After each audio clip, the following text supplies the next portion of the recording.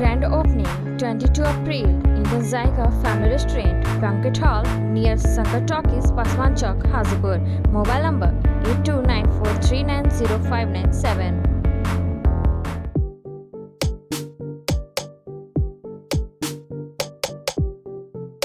लेकिन अभी हमारे साथ गरखा के राजद के विधायक एक्सक्लूसिव जुड़ने वाले हैं। खास बात ये है कि इनकी मां जो है पूर्व में नगर पंचायत के अध्यक्ष भी रही हैं और पिछले वर्ष अविश्वास प्रस्ताव की वजह से कुर्सी गंवाना पड़ा है। तमाम मुद्दे पे एक्सक्लूसिव जुड़ेंगे, बिहार की राजनीति पे भी बातचीत करेंगे। अभी देखिए समान तौर पे आज हमारी मुलाकात इनसे हो गई, संयोग था एक, क्योंकि विधायक से आमतौर पे हम लोग कॉल करके मिलते हैं तब वो लोग टाइम देते हैं। और देखिए हम लोग सडनली आज विजिट कर रहे थे, हम लोग एक्सक्लूसिव न्यूज़ ले रहे हैं और सडनली ये मिल भी गए घर पर। बहुत प्रसन्नता हुई। सबसे पहले तो नेशन टीवी पे बहुत बहुत स्वागत है सर आपका। चलिए बहुत बहुत धन्यवाद आपका। आप एक ऐसे न्यूज़ चैनल वाले हैं कि जो जनता की जो आम तौर पर समस्याएं जो होती है उस समस्याओं को आप एक न्यूज़ के माध्यम से आवाम और सरकार को आईना दिखाने का काम कर रहे हैं। इसके लिए आपको और आपके न्यूज़ चैनल के पूरे टीम को मैं अपने तहे दिल से मैं आपको धन्यवाद देता हूँ। बहुत बहुत शुक्रिया और आपको भी धन्यवाद कि आप सहयोग से मिल गए। देखिए आम तौर पे देखा जाता है कि विधायक जी का घर उर बड़ा हाईटेक रहता है, घोड़ा बंगला एकदम। देखिए आप दिखाइए कैमरा कि यहाँ पे एकदम सामान्य जीवन में रहते हैं, कहीं कोई ये नहीं। जनता इनसे आती है, मुलाकात करती है, जो समस्या का समाधान होता है वो ऑन स्पॉट निपटारा करते हैं। विधायक ऐसा ही होना चाहिए जो जनता के बीच हो। जनता से दूरी बनाने वाला कभी भी विधायक नहीं होता है, कभी प्रतिनिधि आपका विकास नहीं कर सकता है। विधायक हो तो इनके जैसा ही, गरखा के विधायक के जैसा ही। लेकिन गरखा से भी सवाल कुछ रहेगा। सर सबसे पहले तो हम ये जानेंगे कि गरखा में पहली बार विधायक बने राजद के टिकट से, विधानसभा में आपने कितना प्रश्न को उठाने का काम किया है गरखा के विकास के लिए? देखिए गरखा में तो सड़क का मूल मुद्दा है, क्योंकि वहाँ का जो सड़क है जर्जर स्थिति में है, दयनीय स्थिति में है। हमने बिहार विधानसभा में वहाँ का सड़क का प्रश्न को उठाने का काम किया और गरखा में बराबर जाम की समस्या बनी हुई रहती है। तो हमने गरखा बाज़ार और रेपुरा बाज़ार को जोड़ने वाला जो अंग्रेज़ों के ज़माने का पुल है उसको हमने बिहार विधानसभा में भी उठाएं और उसके बाद में इस विभाग के प्रिंसिपल सेक्रेटरी हैं प्रत्यय अमृत साहब के यहाँ भी हमने लिखा है। उनके यहाँ से भी हमको आश्वासन मिला है कि इस वित्तीय वर्ष 2022 में आपका उस पुल का काम हम लोग करवा देंगे। तो हम तो लगातार क्षेत्र में घूमते रहते हैं और क्षेत्र की जनता की जो समस्याएं होती है उसको हम सरकार से मांग करते हैं। और अभी तो सरकार तो आप सब लोग जानते हैं, हम लोग सरकार के विपक्ष में हैं और हम लोगों का जो कर्तव्य होता है, विपक्ष के नाते जो कर्तव्य होता है उस कर्तव्य को हम लोग निर्वहन करने का काम कर रहे हैं और अपनी मांग को हमेशा रखते हैं। और उसी मांग के तहत हम लोगों को बड़ा दुख होता है कि एक अति पिछड़ा का बेटा जो समाज सुधार अपने लोक गायन और नाटक के द्वारा जो समाज सुधार करने का काम किए और अंग्रेज़ों ने उनको राय बहादुर का भी उपाधि देने का काम किया और अपने नाटक कला और गायन के माध्यम से जिस तरह से उन्होंने समाज सुधारने का काम किया, आज उनके यहाँ मैं बात कर रहा हूँ लोक कवि भिखारी ठाकुर की गांव की और उनके जो जन्मस्थली है उसकी बात कर रहा हूँ। चूँकि नीतीश कुमार जी तो अति पिछड़ा कि विकास के नाम पर ढिढोरा पीटते हैं, लेकिन वास्तविकता कुछ अलग है। वह जो महान व्यक्ति भिखारी ठाकुर जो है उनकी जन्मस्थली को आप देखिएगा, उनकी गांव को देखिएगा तो आने जाने का वहाँ रास्ता तक नहीं है। जिन्होंने इतने महान अपने काव्य से, महान नाटकों से समाज को उस वक्त की जो स्थिति परिस्थिति है अपने नाटक के माध्यम से दिखा करके समाज को सुधारने का काम किए। सरकार की टेढ़ी नज़र बनी हुई है उन पर। स्थिति बहुत वहाँ ही गंभीर है, आने जाने का रास्ता नहीं है और तमाम तरह का उनका गांव जो है मन कि गंगा नदी, सरजुग नदी और उसके बाद में सोन नदी, तीनों का वहाँ संगम होता है। और संगम होने से उस वहाँ का नदियों का पानी में धार तेज हो जाने की वजह से लगातार कटाव जो है भिखारी ठाकुर की जन्मस्थली जो है उसका गांव का है, लगातार कटाव चल रहा है। और लगातार कटाव से वह गांव जो है जल जो है विलीन होने की स्थिति में है, जलमग्न होने की स्थिति में है। और बिहार सरकार को वहां पर थोड़ा सा भी सुध नहीं। कैसा आप काम कर रहे हैं जी, कैसी सरकार आप चला रहे हैं। मतलब इसका अर्थ ये है कि आपका कहने का अर्थ है कि जो नीतीश सरकार है, जो नीतीश जी हैं, बिहार के सीएम, गरखा के लोगों के साथ अपेक्षा करने का काम कर रहे हैं। वो एकदम बिल्कुल अपेक्षा तो कहाँ जाएगा उसमें। वो जो गांव जो है जो कटाव हो रहा है तो मतलब कितना के उसमें कितना एक्सपेंस होना चाहिए कि जो है क्योंकि विधायक को भी तो फंड मिलता है क्षेत्र के विकास के लिए। देखिए वो जो है जल संसाधन विभाग के तहत वो काम उससे होना है। लेकिन जल संसाधन विभाग जो है इस पर एक जो दर्शक होता है, मुख्य दर्शक बनकर के देख रही है। लेकिन वहाँ उनको उस पर रोकथाम के लिए त्वरित उपाय करना चाहिए। बराबर वहाँ के लोगों के द्वारा हमको इस बात को बताया जा रहा है कि विधायक जी उस पर यथाशीघ्र उपाय करवाया जाए। हम हमेशा जो है कई बार चिट्ठी लिखे हैं जल संसाधन विभाग को, लेकिन अभी तक उस पर कोई कार्रवाई नहीं की जा रही है। ये बड़ा दुख की बात है। अब कुछ और सवाल पे आ जाते हैं, चूँकि कम वक्त में ही हम लोग अपने बात को रखते हैं। बोचहा में जिस तरीके से राजद की बम्पर जीत हुई है, क्या कहेंगे? लोग कह रहे हैं कि A to Z पार्टी अब राजद होने जा रही है और हो भी गई है, आप क्या कहेंगे? देखिए ये बात तो सही है कि A to Z की पार्टी हम लोगों की है और हम लोग अपने पार्टी में सभी जाति सभी समुदाय को एक समानता के आधार पर हम लोग जोड़ करके चल रहे हैं।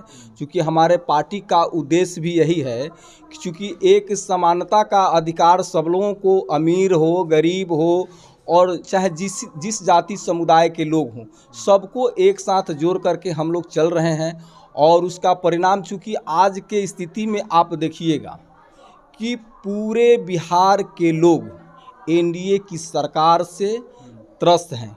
कहीं भी विकास के नाम को ले लीजिएगा तो कहीं भी काम कोई नहीं हो रहा है, काम नहीं हो रहा है और जनता का कोई सुनने वाला लोग नहीं। भारी वोट से हमारी पार्टी ने जीतने का काम किया है।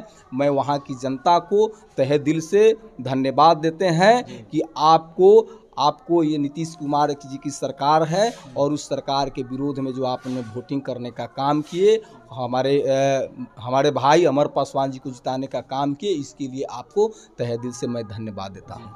अच्छा, एक सवाल और रहेगा। बिहार में नीतीश जी अभी सबसे ज़्यादा चर्चा में हैं, तो शराबबंदी को लेके इस संदर्भ में आपका क्या कुछ स्टेटमेंट रहेगा?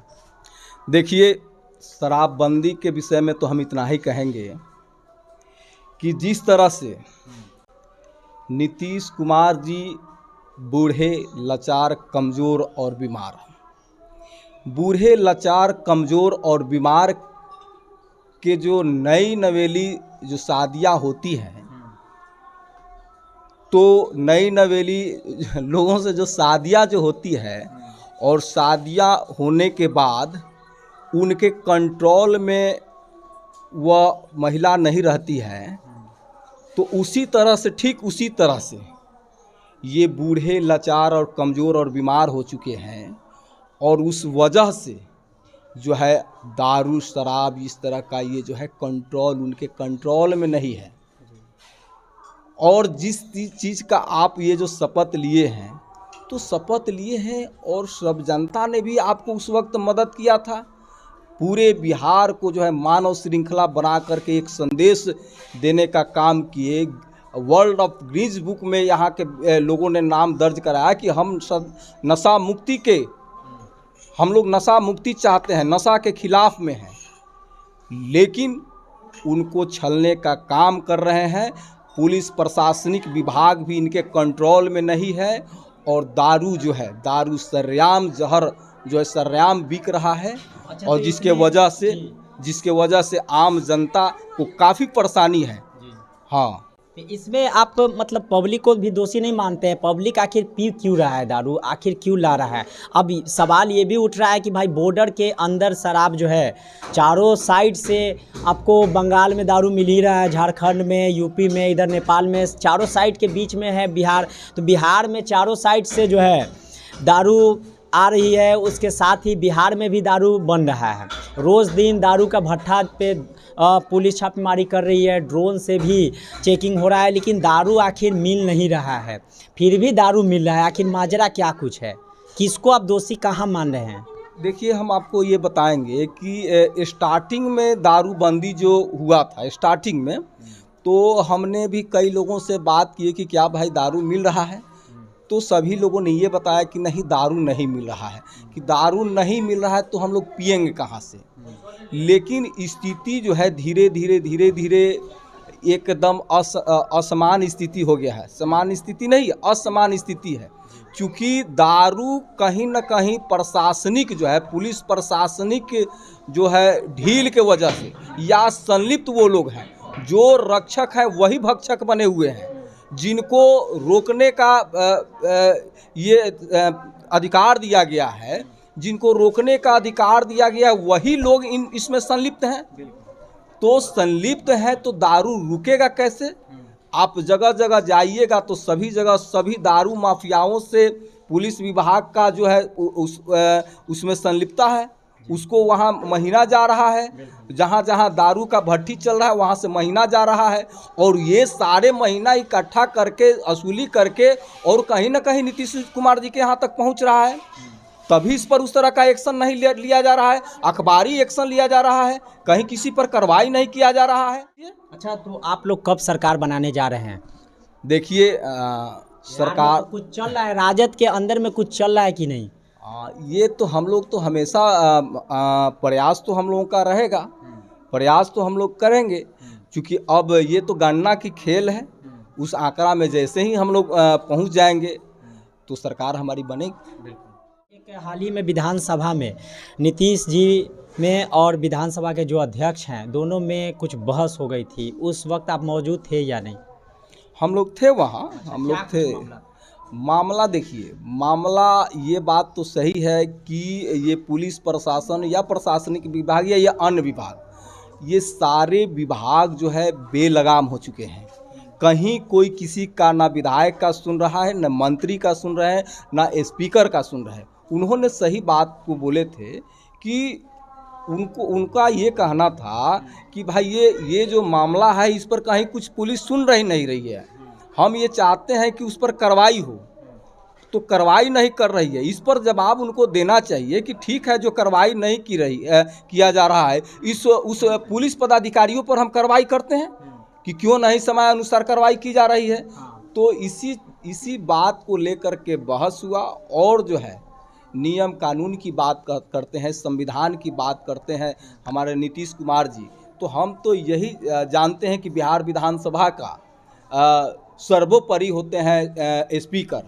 उनके नियमानुसार जो है संवैधानिक रूप से वो चला रहे थे। अच्छा, लेकिन उन पर ही अच्छा, प्रधानमंत्री नरेंद्र मोदी ने नीतीश जी को समाजवादी नेता बताया है, क्या कहेंगे आप? समाजवादी नेता बताए हैं तो हमको तो कहीं लग नहीं रहा है कि समाजवादी तो मतलब राजद पे ही परिवारवाद का आरोप लगते रहा है। नहीं, परिवारवाद का आरोप जो लगता है वो तो हम ऐसा नहीं कुछ कहेंगे, क्योंकि हमेशा ये जो है उसका चुनाव होता है। चुनाव होने के बाद में सबको स्वतंत्र अधिकार होता है कि हम अपने नेता किनको चुने। तो हम लोगों को स्वतंत्र अधिकार, हमारे पार्टी में जो गरीबों की बात करते हैं, जो गरीबों की बात करते हैं, जो समानता की बात करते हैं, जो बेरोजगारों की हक अधिकार की बात करते हैं, तो हमारे पार्टी में पूरे बिहार में एक ऐसा नेता है जो गरीबों की बात करते हैं, जो लाचारों की बात करते हैं, जो पिछड़ों की बात करते हैं, जो अल्पसंख्यकों की बात करते हैं, जो बेरोजगारों की बात करते हैं। वो एक गरीबों के मसीहा, नौजवानों के हमदर्द तेजस्वी बाबू हैं। तो हमारे दल में हम लोगों को गर्व से कहना पड़ता है, हम लोग गर्व से कहते हैं कि हमारे दल में इस तरह का सोच रखने वाले परम आदरणीय हमारे तेजस्वी यादव जी हैं, जो समतामूलक समाज की बात को करते हैं। अच्छा, एक सवाल रहेगा, क्योंकि आपकी माँ नगर पंचायत की अध्यक्ष भी रही हैं, पिछले बार अविश्वास प्रस्ताव से उनका कुर्सी चला गया, इस बार फिर चुनाव मैदान में है। अगर आप लोग के रीजन को देख लिया जाए और इस नगर पंचायत को अगर देखा जाए, अभी मौजूदा स्थिति में लोग कह रहे हैं कि यहाँ पे बहुत ज़्यादा भ्रष्टाचार है, कोई काम नहीं हो रहा है सही से, जीर्ण अवस्था में नगर पंचायत पड़ा हुआ है, क्या कहेंगे आप? ये तो बात सही है, चूँकि मेरा भी घर दिघवारा नगर पंचायत में है, और जब हम घर पर रहते हैं तो तमाम तरह के लोग आते हैं और अपनी समस्याएं को रखते हैं, और इससे हम लोगों को ये जानकारी होता है कि दिघवारा नगर पंचायत में लगभग 2.5 वर्षों से विकास के काम जो है बाधित है। कहीं कोई काम नहीं हो रहा है, जैसे कि आपका रोड हो गया, नाला हो गया, और उसके बाद में सफाई से संबंधित मामला को ले लीजिए, और प्रधानमंत्री आवास योजना को ले लीजिए, तो सारी योजनाएं जो है एकदम ठप से पड़ा हुआ है। ये लोग एक ही जगह असूली में लगे हुए हैं। ये जो है आपका सफाई लगभग हमको लग रहा है कि 20 लाख से ऊपर का टेंडर किया गया है, और 20 लाख का टेंडर के बावजूद भी हम ये कहते हैं कि कहीं भी किसी भी दलित समुदाय के घर से जो है डोर टू डोर कचरा कलेक्शन का कार्य दिया गया है। मेरा भी घर है इसी नगर पंचायत में, तो कभी भी हमको तो लगता नहीं है कि एक बार भी मेरे यहाँ से कोई कचरा कलेक्शन या मेरे बस्ती से कोई कचरा कलेक्शन करने के लिए। ये सारे काम जो है सफाई से लेकर के कचरा कलेक्शन से लेकर के ये सारे कागज़ पर काम हो रहे हैं, और जो कुछ झाड़ बहार करके कुछ कचरा कलेक्शन भी किया जा रहा है, तो गुप्तेश्वर स्थान मंदिर के सामने जो है रोड पर वो कचरा फेंक करके उसको जला दिया जाता है। तो ये तो माने कि वायु प्रदूषण तो होता ही है, और तमाम तरह का जो है प्रदूषण वहाँ हो रहा है। रोड कचरा की वजह से रोड कभी कभी जाम भी हो जाता है। तो कहीं ना कहीं कार्यपालक पदाधिकारी और अन्य लोगों के मिली भगत से यहाँ जो है बड़े पैमाने से सफाई के नाम पर घोटाले हो रहे हैं। यदि इसका व्यापक जांच हो तो इसमें बहुत सारे दोषी लोग पकड़े जाएंगे, और उन पर कार्रवाई की ज़रूरत है। चूँकि मुख्य सड़क है तो बीच में फाटक भी है, तो हर 5 मिनट पे स्टेशन के पास ट्रेन गुजरती है, लोग वहाँ पे एक फ्लाईओवर की मांग कर रहे हैं। आप क्या कहेंगे, वाकई में वहाँ फ्लाईओवर बनना चाहिए? हाँ, ये बनना चाहिए, जो है वहाँ एक ओवर ब्रिज बनना चाहिए, और ये रेलवे गवर्नमेंट की ये अधिकार क्षेत्र में आता है, और मुख्य मार्केट है। तो मुख्य मार्केट में जो भीड़ भाड़ के वजह से लोगों को जो परेशानी होती है, और लंबी जाम का जो समस्या बना हुआ है, कभी कभी दिघवारा से आमी तक जो है 4 किलोमीटर 5 किलोमीटर तक का लंबा जाम हो जाता है। तो यदि फ्लाई ओवर बन जाएंगे तो दिघवारा के लोगों को काफ़ी सुविधा होगा। बहुत शुक्रिया। राजद के गरखा के विधायक Surendra Ram exclusive nation TV पे जुड़ गए।